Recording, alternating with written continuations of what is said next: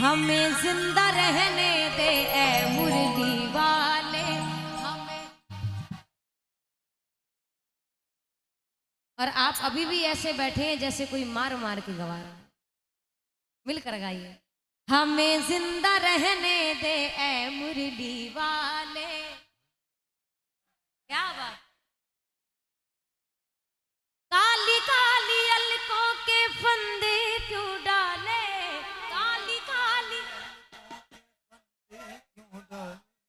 हमें जिंदा रहने दे ए मुरली वाले, हमें जिंदा रहने दे ए मुरली वाले, हमें जिंदा रहने दे ए मुरली वाले।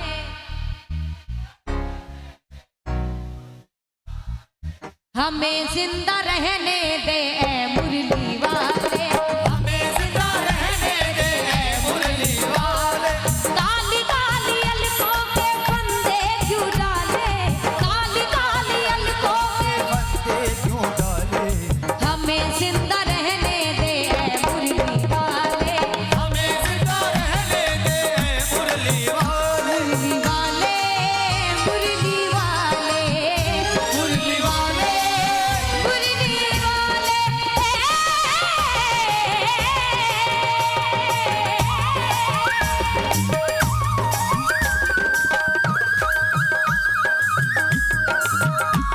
बोलिए मोर मुकुट बंसी वाले की।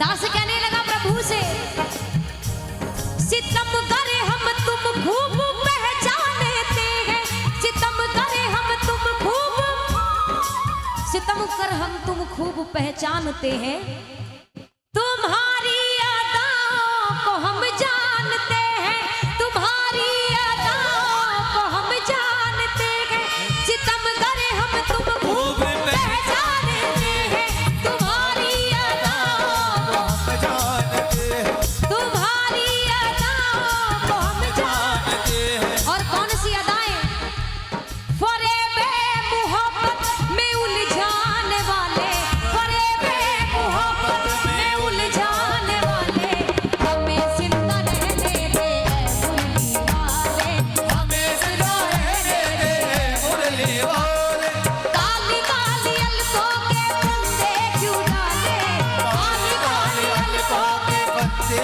क्यों डाले, हमें जिंदा रहने दे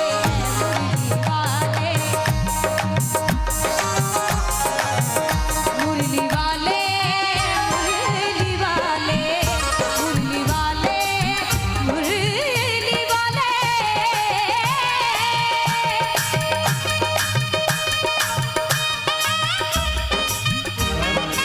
क्या बात है।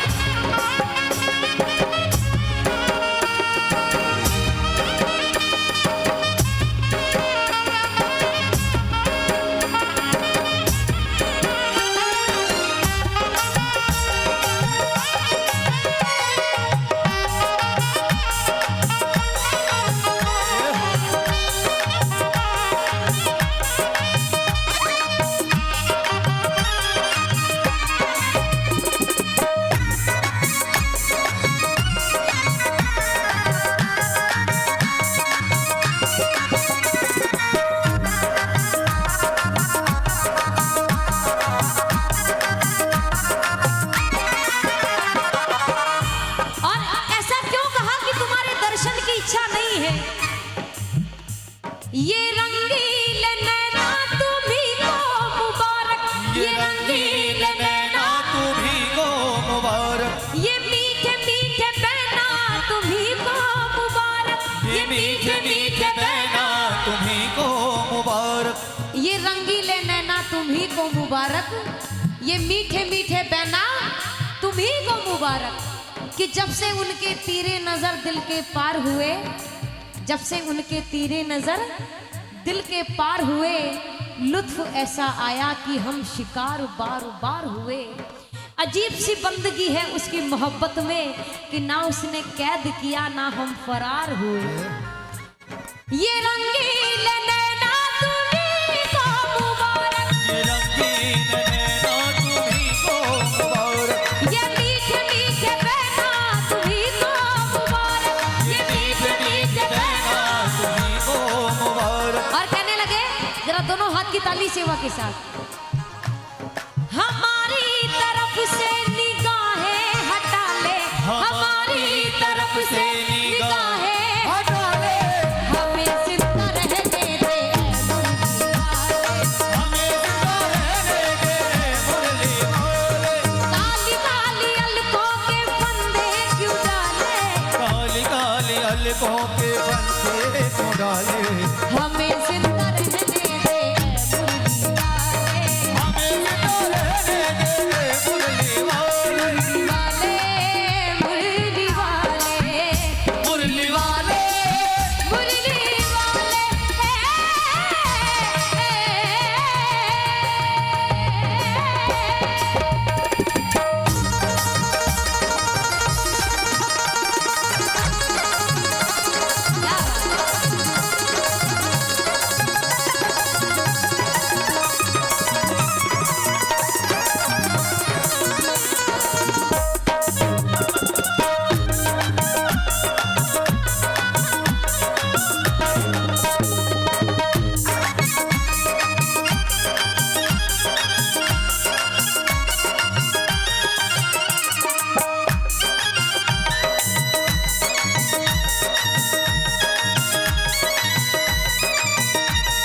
हरि बोल, हरि बोल।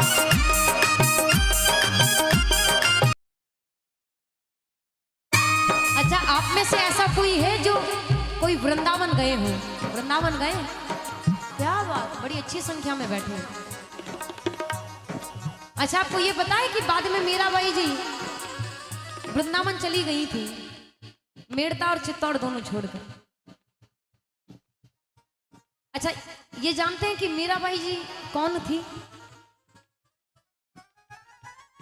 राजवंश की बेटी, राजवंश की वधू, मेड़तनी, चित्तौड़ में पढ़नी, है ना। इसके अलावा जानते हैं मीराबाई थी कौन? और उन्हें ये वरदान मिला था कि ठाकुर जी के दर्शन आपको एक दिन जरूर होंगे।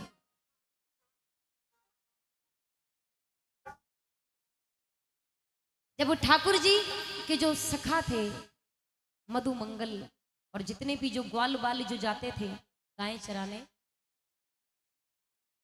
एक सखा का विवाह हुआ। अब सखा कैसे थे? कोई 7 वर्ष का, कोई 8 साल का, कोई 10 साल का। सखा का ब्याह हुआ तो ठाकुर जी को मन में बड़ा उत्साह हुआ कि अरे वाह, जब ब्याह होता है तो नई बहू आती है, जो कहते हैं सब करती है, तो क्यों ना मैं भी अपना विवाह जल्दी से करवाऊं। पूरे गांव में चर्चा फैल गई, क्या ठाकुर जी के सखा का विवाह हुआ है और वो अपनी बहू को लेकर आया है ब्रज में। ठाकुर जी ने अपने सखा को कहा, अच्छा नहीं बहू ले आयो है, तनिक थोड़ा सा मुंह दिखा दे बहू को। अब जो बहू थी उसे माँ ने कहकर भेजा था कि ब्रज में सबको देख लेना, पर एक कान्हा नाम का ग्वाला है, उसके दर्शन मत करना, वरना अपना पति धर्म खो दोगी। तो माधवी को, जो बहू थी उसका नाम था माधवी, माधवी को जब पता लगा कि वो ग्वाला दर्शन करने आया है, तो माधवी ने अपना मुंह घूंघट के इतना नीचे कर लिया। ठाकुर जी ने कहा, थोड़ा सा तनिक मुंह दिखा दे, नहीं बहू है। बोले नहीं, मेरी माँ ने मना करके भेजा है कि पूरे ब्रज को देख लेना, पर उस कान्हा को मत देखना। ठाकुर जी ने बड़ी रिक्वेस्ट की, बड़ा हाथ जोड़कर एक बार मुंह दिखा दे, बस बहू कैसी होती है मुझे देखनी है। छोटे से ठाकुर जी, माधवी ने अपना मुंह नहीं दिखाया। ठाकुर जी ने कहा, अच्छा पूरा ब्रज मेरे दर्शन करने को आता है और मैं तुझे देखने आया हूं, तूने अपना मुंह नहीं दिखाया, जा कोई बात नहीं, तूने इस जन्म में मुझे मुंह नहीं दिखाया, अगले जन्म में तू मेरे दर्शन को तरसेगी। ये बात कहकर माधवी को ठाकुर जी चले गए। माधवी को लगा ठीक है कोई ग्वाला है, ऐसे अटखेलिया करके कहकर चला गया। इंद्र राजा का कोप बढ़ा। ठाकुर जी ने गिरिराज पर्वत धारण किया उंगली पर। संपूर्ण ब्रज को ठाकुर जी के दर्शन हो रहे थे। माधवी ने देखा ये है कौन बलशाली जिसने 7 दिनों से इस गिरिराज पर्वत को अपने उंगली पर धारण किया हुआ है। माधवी ने जैसे ही घूंघट ऊपर किया तो ठाकुर जी की लीला देखिए कि संपूर्ण ब्रज को दर्शन ठाकुर जी के हो रहे थे, पर माधवी ने जब ठाकुर जी को देखा तो ठाकुर जी ओझल हो गए उसकी दृष्टि से। माधवी किला फूटी तड़ा फूटी, हे ठाकुर मेरी बहुत बड़ी गलती थी, ये क्या कर दिया मैंने, अनजाने में मैंने ऐसा पाप कर दिया, आपके दर्शन से मैं वंचित हो गई। और वो ही माधवी अगले जन्म में मीराबाई के रूप में जन्म लिया। तो ये वरदान माधवी को मिला था। आइए ये तकलीफ कहां से शुरू हुई दास को सुनिएगा। जहां तुमने चेहरे से पर्दा हटाया,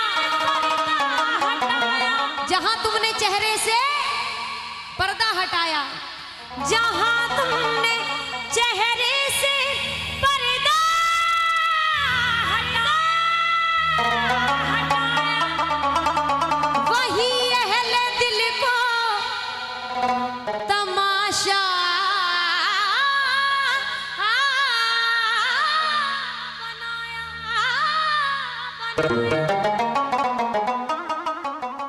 जहां तुम हो वहां फिर चांदनी को कौन पूछेगा, दर तुम्हारा मिल जाए तो जन्नत की गली को कौन पूछेगा। फरिश्तों को ना बतलाना राहें गुजर अपनी, वरना हम जैसे गुनहगारों को कौन पूछेगा। जहां तुमने चेहरे से पर्दा हटाया, वहीं अहले दिल को तमाशा बनाया। बना ले बावरी को अब अपना, बना ले, बना ले बावरी को अब अपना, बना ले, हमें जिंदा रहने दे ऐ मुरली वाले, ऐ मुरली वाले। काली काली अलकों के फंदे क्यों डाले, काली काली। भैया आवाज मुस्तक नहीं आ रही, मंदिर तो थोड़ा दूर है, मिलकर गाओ जोर से। काली काली अलकों के फंदे क्यों डाले, काली हमें जिंदा रहने दे ऐ मुरली वाले। किसी से उनकी मंजिल का पता पाया नहीं जाता, जहां है वो, जहां है वो, जहां है वो फरिश्तों का वहां साया नहीं जाता। किसी से उनकी मंजिल का पता पाया नहीं जाता, जहां है वो वहां फरिश्तों का साया नहीं जाता।